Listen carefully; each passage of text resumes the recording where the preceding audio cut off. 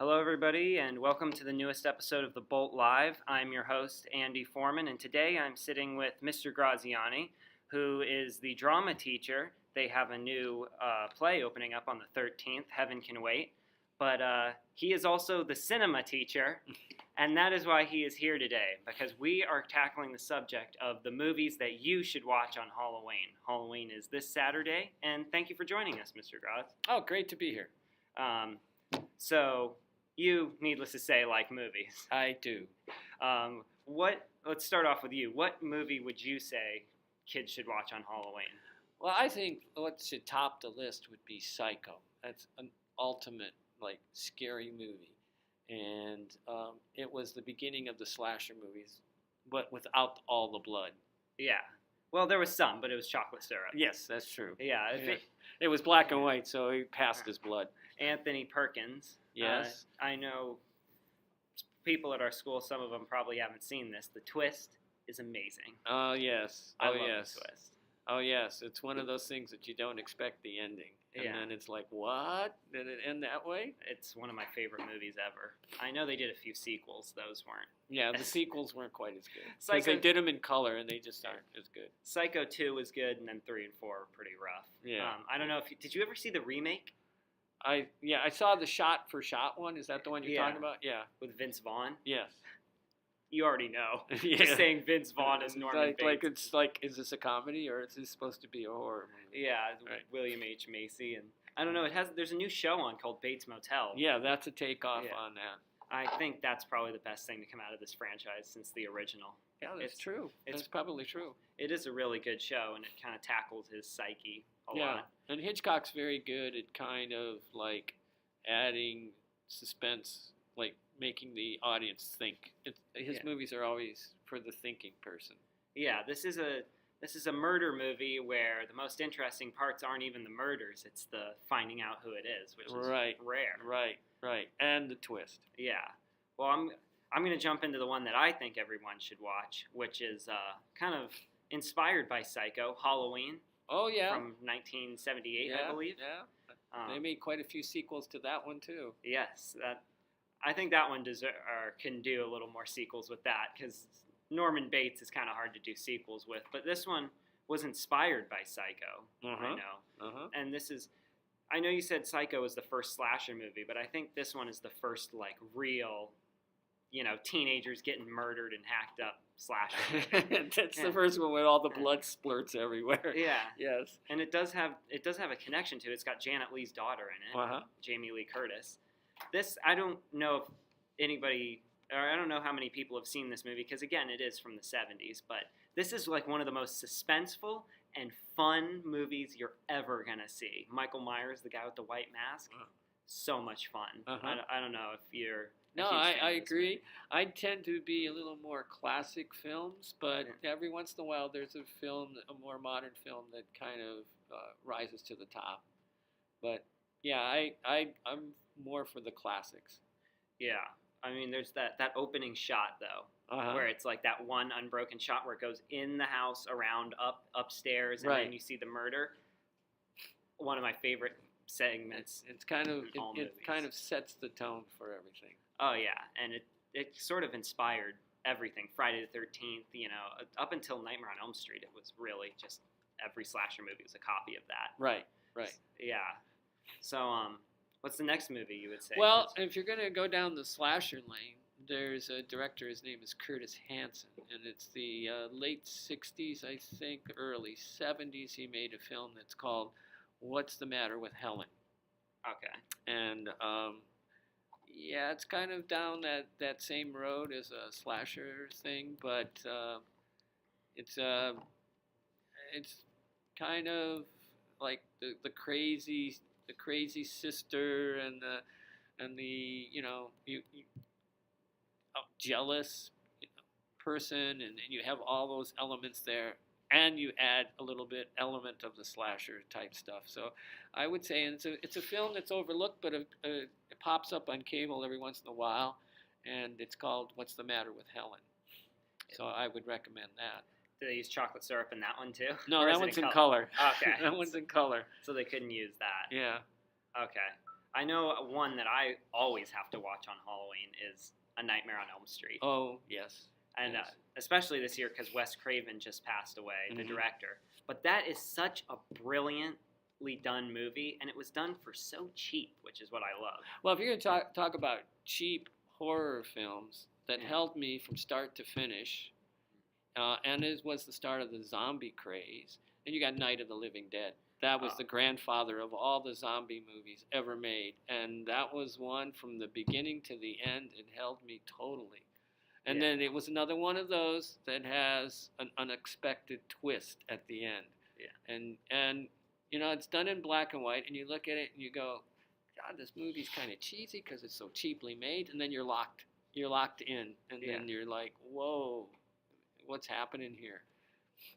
I dare anybody to watch that movie and not be white-knuckling it through the last 15 minutes. Oh, yeah. It's one of the best. That's one of my favorite movies ever, is Yeah. Night of the Living Dead, George Romero. Yeah. And I saw that one night after I had gone to a party, and at the end of it, I'm locking my doors and windows because it was like, holy crap, I didn't expect that ending. Yeah. Well, it starts so slow. There's like one zombie, and then she locks herself in the house, and you think, well, it's one zombie that they can take care of it. And then 2 and 3 show up, and you're like, well, this can't be that hard. And then there's about 10 out there, and they're like, okay, as long as they keep the doors locked, they're fine. And then all hell breaks loose. Yeah. It's just a swarm. Yeah. And then how you think it's going to end, it doesn't end that way. No. And then it's like you just sit there with your mouth wide open, going, "I don't believe I just saw that." But yeah, that's a class. Those are the classic films because they're the forerunners of everything that you watch now. They're the grandfathers who started everything. Yeah. Well, So that was followed by a sequel that is arguably better. I'm not sure if I would say it's better, but I'm wearing the T-shirt right now. Dawn of the Dead. Yes, I saw that. George Romero followed that one up, and that's also one of the best zombie movies ever made, and one of the best movies ever made. Yes. I'm not sure if I like that better than Night of the Living Dead, though.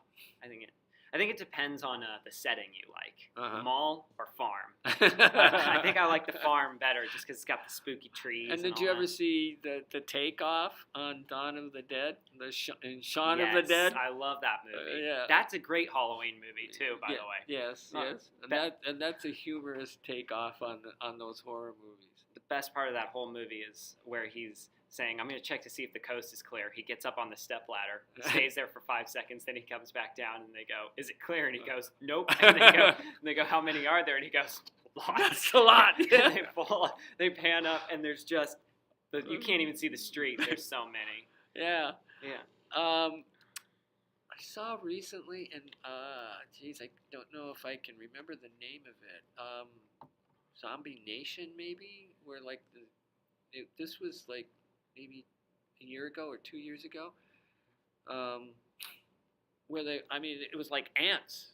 The zombies were swarming everywhere, and I can't remember. Is it World War Z? Yeah, I think that's it. With Brad Pitt? Yeah.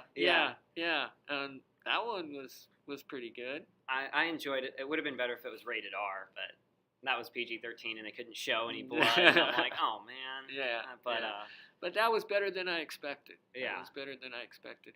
But I mean, if you want to watch old classic movies that still hold their own, they're borderline laughable, but they still hold that element of horror, then you have to look at the classic like Dracula. Yes. Or you look at the classic Frankenstein. Or you look at even the sequels that came after, Wolfman. Yeah. All those classics that were made in the 30s and the 40s that we don't make anymore. Well, then there's American Werewolf in Paris. Or London. Yeah, Paris was the sequel, but American Werewolf in London was. That's the one where I think it was Rick Baker that did the effects. Where you see his hands stretching, and they did like a long, painful werewolf transformation, and it's like so cool to watch, you know? And Rick Baker grew up here. Yeah. He grew up here. I think he went to either Charter Oak or Covina, so he's a hometown boy. Yeah, and he actually did the effects, I believe, for the Wolfman remake with Benicio del Toro, which I think gets far too much hate. I like that movie. Yeah. They set it in the Victorian era. It's good. But on the subject of the Wolfman, that's my favorite Universal monster movie Right. of all time. With Right. Lon Chaney Jr. Uh-huh. It's the greatest. I'm gonna butcher her name, but I think it's Maria Uspenskaya. Oh, yes. As the gypsy. Yeah, she made she was an actress who had a deep Hungarian accent. Yeah. And always ended up playing character roles, never lead roles, but she always ended up playing character roles like older women and gypsies and that kind of thing. But there was always something scary about her, even when she veered away from doing the monster movies. Oh yeah. So she kind of had that gypsy element. Yeah, and she came back, I believe, for Frankenstein Meets the Wolfman. Uh-huh. Which, watch that last fight and tell me that's not a completely awesome last fight, where they're fighting in the castle as everything's blowing up. They blew up the dam and the water's coming down, Right. and Frankenstein and Wolfman are duking it out. I saw that when I was like 4 years old. I'm telling you, to this day, I still love watching that. That's the old Universal one. The first action movies were really monster movies. Oh, yeah. Well, Yeah. the only thing I'm disappointed in is that those were made in the 40s. I'm disappointed that Universal Studios didn't have the foresight to have the monsters fight the Nazis. Because that would have been amazing for that World War II era. Well, it would, but probably in that time period, politically incorrect. Yeah. Because the monsters, don't forget, were European. Yeah. So they were Germans. So it would be a little difficult to have Germans fighting Germans. Yeah. Well, we've gone through so many great horror movies, but we have not touched on the granddaddy horror movie, The Exorcist. Oh. That is the greatest. On this one, I'm going to have to defer because I read the book, and that book scared the hell out of me. Yeah. And then I went to see the movie, and it was like, okay, not where near as scary as the book was. Really? Yeah, the book, I was like, I almost didn't want to even touch the book because it was like I would get to some parts and it was like, oh man, this is like not real. And then saw the movie and was like, oh, okay, is that pea soup that's coming out of her mouth? Oh man, I know everybody says that's like the scariest movie of all time, and I saw that when I was like in 8th grade, I think. Oh, way too young. That's not, no. It might have actually been, but you never know. But that is one of the scariest movies I've. It disturbing. But I would recommend that you not read the book before you see the movie because it's one of those where it disappoints when you read the book. I'm sure if I had seen the movie first, it would have been much more shocking to me. Yeah. But having read the book and all the details that were left out when they made the movie, and you go, oh, okay, this is the part where, oh no, they didn't put it in. Yeah. Oh, this is, oh no, it's not there. It's like, well, that was back in the 70s and 60s when the big horror, the scariest thing you could do in a horror movie was have the devil in it. So you got Rosemary's Baby, you got The Omen, you got The Exorcist, and I think The Exorcist topped all of those. And they made sequels to those that never, ever lived up. Oh, right. Yeah. Oh, we didn't talk about Carrie. Oh, definitely. Stephen King. Oh, yeah. Definitely. Sissy Spacek. Spacek, yeah. And John Travolta dumps the pig blood on her, and she freaks out. Yeah, and the mom, I'm trying to remember the actress, but Piper Laurie, who played the mom, she was freaky. Well, because she would drag her into the closet and force her to pray, and then I love that movie. I think the best Stephen King adaptation though is The Shining. Yeah, or the best Stephen King adaptation that stands on its own is The Shining. Right. Yeah, I'd have to go along with that. That's kind of freaky in itself. Now, William Castle, who made a lot of movies in the early 60s, he was an independent filmmaker. He did a lot where it was, he did it tongue-in-cheek. So he did a lot of stuff where it was like to scare you, but at the same time make you laugh. Yeah. So if you see any of William Castle's films, he also was the one who would rig all of the seats in the theater so that the audience had a jolt. So if you weren't scared, you would suddenly like, what the heck was that? That was, which Disney has copied at Disneyland, the techniques that were established by William Castle. in Disney, I think it's the Bugs Life or something that Yeah. they have, where they have, it makes you feel like there's bugs, at your feet, and you're Yeah. getting sprayed and all that stuff. That's the stuff William Castle would do in the movie theaters. So it became too expensive for the movie theaters to set up their movie theaters for any William Castle movie, but he was the forebearer of that. Well, he did one of my personal favorite movies of all time, 13 Ghosts. Oh, 13 Ghosts. Isn't that her name's Margaret Hamilton, I believe. She Right. was the witch from Wizard of Oz. Wizard of Oz. She was the creepy housekeeper in here. It has I think his name is Martin Milner. He played Pete Malloy on Adam 12. Uh-huh. He's in here and he's the bad guy. And it's the cheesiest ghost story you've ever seen, but it is so much fun. Oh yeah. Like they have the glasses. Right. The ghosts. 3D, the 3D, all that stuff. Yeah. Oh, then we've skipped over some of the classic movies like House of Wax. Oh, Vincent Price. I love Vincent Price. Yeah, and House of Wax was pretty scary in terms of him killing people and then like more or less embalming them in wax and putting them in a museum, and it's like people would pay to see them, thinking they were that they were wax statues, but they were really real people. Yeah. It was a little scary, a little freaky. Which is pretty messed up for the day it was made in, too. Yes. But Vincent Price was in a movie called House on Haunted Hill, which I would say is the definitive ghost movie. Oh, yeah. It's got everything you need. It's got a creepy skeleton walking around. It's got an old lady that pops out and scares people. It's got people being thrown in acid. It's great. There's a scene in there where they go to the wine cellar and they open up the cell, or this little hole in the ground, and there's like a liquid in there, and then they go, don't fall in. Somebody threw his wife in there and boiled her in acid, and then they go, you mean there's still acid in there? And they're like, let's see, and they throw like a rat in there, and then there's like it comes up and there's the bones, and I'm like, who left acid in the bottom of this thing? And then of course somebody meets their end in that later. It's just the greatest. And kind of off the trail a little bit in terms of traditional scariness, but yet scary in its own right. You're gonna have to put Jaws in there. Oh yeah.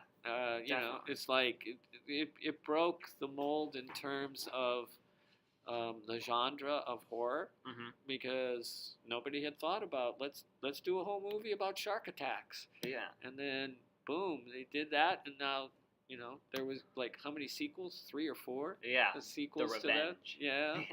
Where it was hunting down members of her family. Right. No, Jaws is not only my favorite horror movie, but it is my favorite movie ever. That's my favorite movie of all time. And that was back in the 70s when they started going, horror doesn't always have to be counts in castles and, And darkness. Yeah. Sometimes it's what you see in daylight. Yeah. Well, it was all about let's bring the horror to suburban America. That's what Stephen King did in Salem's Lot and Carrie and all that. And in the movies, Jaws, it's a shark. Halloween, it's just a guy in a mask killing people. And it was a lot of let's bring horror into the suburban and really scare people, because horror films always had this kind of safe thing to them where it's like, well, as long as you don't go out on the moors, the Wolfman's not going to attack you. Right. But in this one, it's like you could just be home making popcorn on Halloween and a guy's going to come in and stab you to death, which, obviously has led to more and more extreme stuff. That's true. That's true. Yeah. But it's interesting, when you trace back these roots in terms of, where did these films? Because most people will go see a slasher film and they won't think about what was the movie that started all of this trend. Yeah. And so, or you'll see a horror movie and then you'll realize that, wow, that really came from another movie that was done 30, 40 years ago. Yeah. Well, it's like Paranormal Activity. Nothing in there is original. Nothing in there is original. Those guys spent like $35,000 making the first film, and then they made millions. Yeah. Well, I'll tell you one found footage movie that is really awesome: The Blair Witch Project. Well, that's another one that cost minimum. Yeah, it was like $5. Right. And they made $1 billion off it. Right. Right. But I love that movie. I mean, I'm a sucker for the woods. If you have the woods and something creepy stalking people in the woods, I'm in for that movie. Like, I love that movie already. Like Grizzly. Remember Grizzly back in the day? Yeah. They had It was just a bear that was killing people. It's like the cheesiest. Well, that was 70s a movie. it was Yeah. kind of a branch off of the whole shark, Yeah, nature Jaws. striking back. Yeah, it was one of those. They had the killer bees. They had grizzly. They had orca. They had orca. It's like, oh well, we can't do a killer shark, so we're gonna do orca. So, yeah, it's one of those like super realistic or more reality based horror films. Now, if you're looking at a film that kind of moves away from the whole like let's kill people and or let's scare people, but one that's very, very suspenseful that holds up pretty well, even though it was made in the 70s, and that would be the Poseidon Adventure. Oh, Gene Hackman? Yeah. Yeah. Yeah, that one holds up. I mean, it's not a horror film as classified, but it is very suspenseful, and you just don't know who's going to survive and who's not going to survive. So it's one of those survivalist films. Yeah. Where, and that brought on a whole trend of disaster films. Yeah. And so now that's a whole different thing in Yeah. terms of if you're looking at films in terms of disasters Mhm. and nature. I mean, you got the Poseidon Adventure, you got Earthquake, Volcano. You got all of those, and that's a whole different kind of side of horror. That's not necessarily horror with Dracula and all the other things that we've said. Yeah. Well, I'm just going to bring up one more horror movie that everybody needs to watch at Halloween. And it's a recent one. It's a very recent one from 2007. It's called Trick or Treat. And it went straight to video because it sat I was on... going to say, No, I never saw that one. It sat on the shelf for years. Uh-huh. Warner Brothers made it. It sat on the shelf for years. It came out, I believe, in around 2009, 2010. Mhm. And it's... I don't know if you ever saw the movie Creepshow. With the puppets or the no. That was, it had Leslie Nielsen in it, where he's buried the guy up to his neck in sand. Okay. It's an anthology horror like that. It's different. It's like 4 or 5 different stories. But that movie, Trick or Treat, captures the spirit of Halloween in a way that nobody has ever done since John Carpenter's Halloween. Wow, I'm gonna have to check that one out. It is amazing, and it introduced a brand new slasher villain, Sam. You've seen him, I'm sure. Mhm. He's wearing he wears the orange onesie, and he's got the bag over his head, kind of looks like a scarecrow, and he's got a lollipop that he takes a bite out of, and then he cuts your throat with it. It's amazing. Oh, kind of like No Country for Old Men. Yes. Oh my yes. God. Yeah. Every time, what was his name? The actor? Javier Bardem. Javier Bardem came on the screen. I go, oh, something bad's gonna happen. Oh, yeah. And then in Skyfall, you thought that again. Yes. I was like, as soon as he came up on the screen, I go, oh, something bad's gonna happen. Even though this is a James Bond film, something bad's gonna happen. But I've just said, Trick or Treat. Definitely check that one out. I am going to. It is so much fun. Imagine if they mix Creepshow and John Carpenter's Halloween. It's like the perfect movie. And that guy has a new movie coming out called Krampus, which is going to tackle the Christmas season. So I'm super stoked for that. It's about a demon that kills people on Christmas. And that comes instead of Santa. Well, then if you're going to go and like mess around with Christmas, then you need Nightmare Before Christmas. That movie scared me more than any other horror movie I've ever seen, when they pull the severed heads out of the boxes. Yeah, it's like how can you take a holiday that's so joyous and then you just mess it up with horror? Totally. Well, thank you for coming on. All right, no problem. Yes, and make sure you check out those movies, because you will not regret them. All right, I'm going to look up Trick or Treat. Yeah, and everybody who's listening, make sure you check out those movies we mentioned, because they are amazing. All right. So, your new show is starting on the 13th? On the 13th, we go the 13th and the 14th, and then the 18th, the 19th, and the 20th. And on the 14th, we're doing a matinee and an evening performance. Cool. So everybody make sure you check that out. Subscribe to our YouTube channel for more episodes, and go to theboltlive.com for exclusive content. Thank you, everybody. Happy Halloween.